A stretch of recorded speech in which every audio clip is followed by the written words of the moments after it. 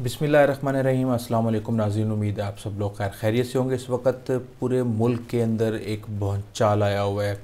रात 12 बजे से लेकर सुबह 5 बजे तक वफाकी दारुल हुकूमत इस्लामाबाद में ऐसी ऐसी चीज़ें हो चुकी हैं कि हम उसका तसव्वुर भी नहीं कर सकते। एक तरफ फ़ौज तलब कर ली गई है, आर्टिकल 245 का नफाज हो चुका है। दूसरी तरफ तहरीक इंसाफ के जो कारकुनान थे उन्होंने 3 रेंजर्स के एहलकारों को कुचल दिया है। इसके अलावा इमरान खान से आधी रात को जेल में मुलाकात की गई है और मुलाकात के अंदर कहा यह गया है कि इमरान खान ने अपना एक बयान रिकॉर्ड करवाया है बैरिस्टर गौहर को कि जगह चेंज कर दें, लेकिन बुशरा बीबी वो मानने से इनकारी हैं।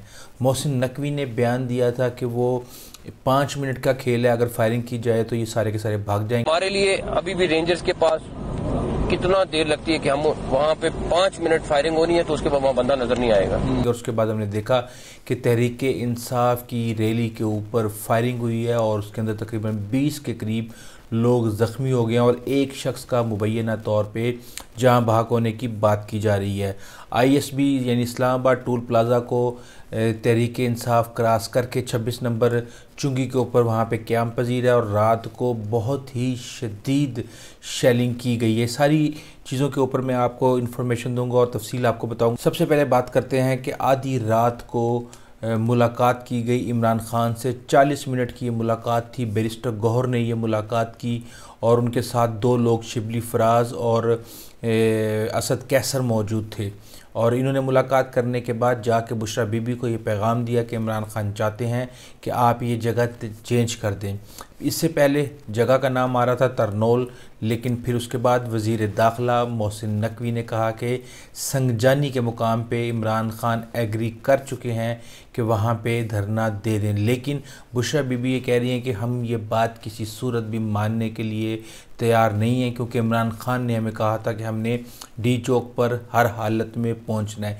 इस वक्त लोगों का समंदर इस्लामाबाद में दाखिल हो चुका है और हर तरफ एक तरह से अनारकी का माहौल है। यही वजह है कि फ़ौज को तलब कर लिया गया और आर्टिकल 245 का नफाज कर दिया गया और इस हवाले से इस्लामाबाद के DC ने ये ऐलान किया है कि इस्लामाबाद के अंदर फ़ौज को तलब कर लिया गया है। आर्टिकल 245 आपको बता दें कि ये फ़ौज की ज़िम्मेदारियों के हवाले से है और इसको किसी भी अदालत के अंदर चैलेंज नहीं किया जा सकता। और जहाँ तक रेंजर्स के एहलकार की शहादत का मामला है तो श्रीनगर रोड के ऊपर एक गाड़ी बड़ी ही स्पीड के साथ गई और उसने 3 एहलकारों को कुचल दिया। इससे पहले हमने ये देखा था कि 2 एहलकार पुलिस के भी इसमें शहीद हो चुके हैं, जिसके अंदर एक कांस्टेबल मुबशिर भी शामिल थे और अब तक 100 के करीब पुलिस एहलकार ज़ख्मी हो चुके हैं, जबकि टोटल 5 पुलिस या और सिक्योरिटी एहलकारों की शहादत हो चुकी है। माहौल इंतहाई गर्म हो रहा है और हम ये देख रहे हैं कि वफाकी दारुल हुकूमत के अंदर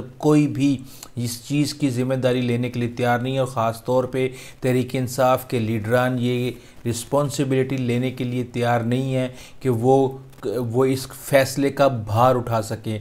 यही वजह है कि बुशरा बीबी ने भी इससे मुकम्मल तौर पे इनकार कर दिया है। जब तक इमरान खान का कोई बयान नहीं आ जाता उसके ऊपर कोई अमल नहीं करेंगी। जबकि पहले ये खबर आई थी कि एक बयान रिकॉर्ड करवा दिया गया है और ये बयान रिकॉर्ड करवाया गया है बैरिस्टर गौहर के फ़ोन में, लेकिन उसके बाद बैरिस्टर गौहर ने इसकी तरदीद की है कि मुझे किसी भी किस्म का कोई भी बयान बानी PTI की तरफ से रिकॉर्ड नहीं करवाया गया है। अब यही वजह है कि बहुत ज़्यादा प्रेशर है एक तरफ तहरीक इंसाफ के ऊपर कि अगर वो इतने सारे लोगों के समंदर को रेड जोन में ले जाते हैं, डी चौक पे पहुँचाने में कामयाब हो जाते हैं। सिक्योरिटी एहलकार ये कह रहे हैं कि इसके अंदर इश्तिहारी अनासिर हैं, उनकी मौजूदगी है और इस हवाले से एक टारगेटेड ऑपरेशन के बारे में भी प्लानिंग की जा रही है और ये खबर मोहम्मद मालिक ने दी है। जबकि एक और ख़बर के अंदर इसका कहना है कि नस्ट यूनिवर्सिटी के करीब जो तहरीक इंसाफ के मुजाहिरीन थे उन्होंने तोड़फोड़ की, चीज़ों को आग लगा दी, प्राइवेट प्रॉपर्टी को नुकसान पहुंचाया, मीडिया के ऊपर हमला किया। जबकि हमने ये देखा है कि एक GNN और एक और इदारे की DSNG को भी नुकसान पहुंचाया गया है। अली अमीन गंडापुर के भी मनाजिर सामने आए हैं जिसके अंदर गैस की वजह से और शेलिंग की वजह से उनकी हालत गैर हुई थी। इसके अलावा हम ये देख रहे हैं कि मोहसिन नकवी ने बयान दिया था कि ये कोई मसला नहीं है, अगर हम 5 मिनट के अंदर फायरिंग करें और अगर हम रेंजर को कहें कि वो फायरिंग करें तो 5 मिनट में ये भाग जाएंगे। इसके बाद हमें खबर मिली कि मुजाहिरीन के ऊपर फायरिंग की गई है और फायरिंग जो है वो तकरीबन टांगों के ऊपर की गई है, लेकिन एक जो कारकुन था वो ज़मीन के ऊपर बैठा हुआ था, जिसकी वजह से उसके मुंह के ऊपर गोली लगी है और उसकी फुटेज भी सामने आ चुकी है। अब इस चीज़ की तस्दीक होना बाकी है कि ये फुटेज कहीं पुरानी तो नहीं, लेकिन तहरीक इंसाफ के ऑफिशियल अकाउंट से उनको ट्वीट किया जा रहा है कि एक जहाँ भाग, जबकि 20 के करीब कारकुन ज़ख्मी हो गए। हमने देखा है कि बहुत ज़्यादा शेलिंग की गई और शेलिंग के नतीजे में बहुत से लोग ज़ख्मी भी हुए।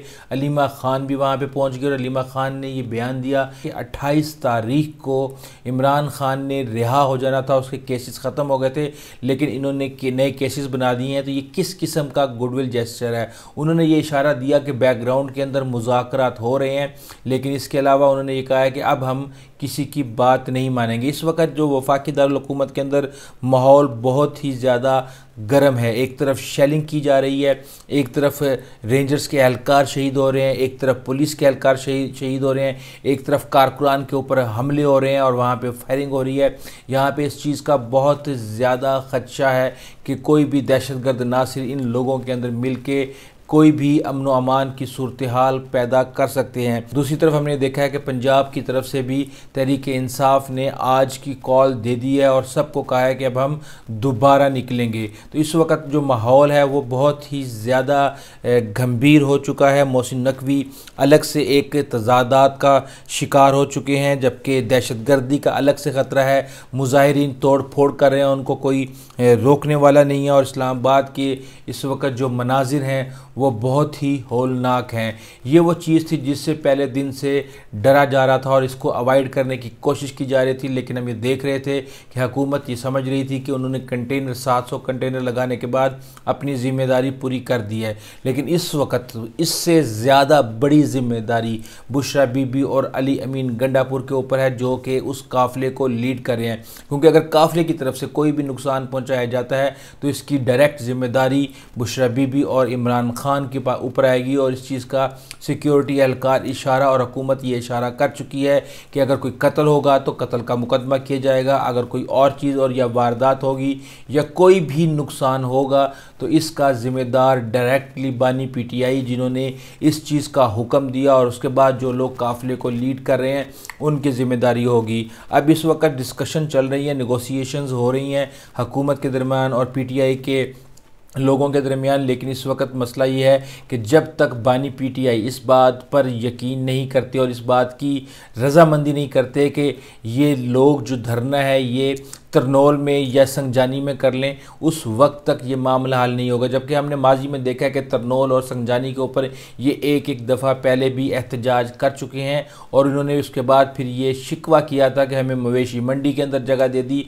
और उसके बाद ये भी सवाल पैदा होता है कि अगर ये आके संजानी में या कहीं और बैठ जाते हैं तो क्या हुकूमत इसका प्रेशर लेगी? और ये जो लोग साथ आए हैं लाखों की तादाद में कहा जा रहा है, लेकिन कम से कम 50 से 70 हज़ार लोगों के बारे में कहा जा रहा है कि इतने लोग तकरीबन कम से कम वहाँ पे मौजूद हैं।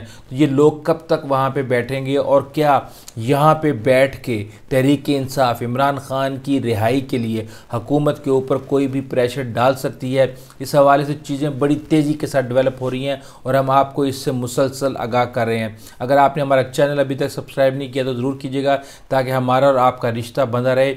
आइंदा तक इजाज़त दीजिए। अल्लाह हाफिज़।